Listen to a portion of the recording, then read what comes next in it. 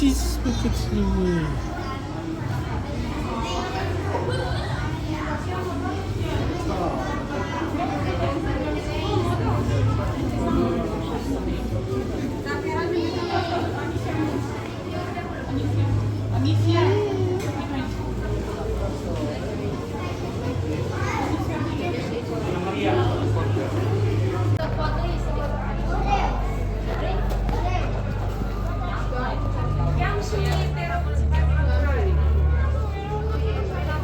Tati, cățelul, unde e cățel?